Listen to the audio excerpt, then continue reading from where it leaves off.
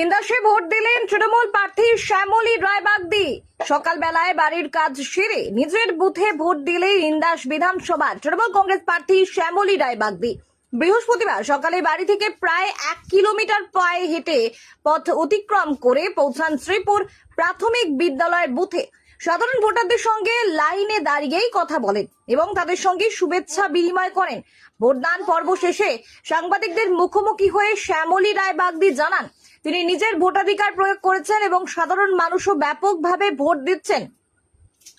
তিনি আশা প্রকাশ করেন রাজ্যের উন্নয়নের ধারাকে বজায় রাখতে মানুষ মমতা ব্যানার্জির পক্ষে রায় দেবেন। এছাড়াও তিনি নির্বাচন কমিশন ও কেন্দ্রীয় বাহিনীর কাছে আবেদন জানান বয়স্ক শারীরিকভাবে অসুস্থ ভোটারদের জন্য বুথে প্রবেশের ক্ষেত্রে আরো সুবিধা দেওয়া হোক যাতে তারা নির্বিঘ্নে ভোট দিতে পারেন। শ্যামলী রায়বাগদি দাবি করেন নির্বাচন যেভাবেই পরিচালিত হোক না কেন সাধারণ মানুষের আশীর্বাদে শেষ পর্যন্ত জয়লাভ করবে তৃণমূল কংগ্রেস। তো এসে দেখছি মানুষ লাইনে দাঁড়াইছে, ভোট দিতে এসেছে, বেশিরভাগ মানুষ চলে এসেছে।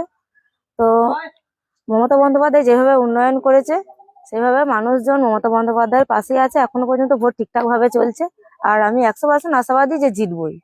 যেভাবে ইলেকশন কমিশনার যেভাবে রুলস গাইড যেভাবে দিচ্ছে বা কি বলবেন? দেখুন, ইলেকশন কমিশনারের ওরা প্রথম থেকেই ওরা চক্রান্ত করছে, এসআইআর করে কিছু মানুষের নাম তো বাদ চলেই গেছে, আর যেটুকুই আছে তাও ভোট দিচ্ছে।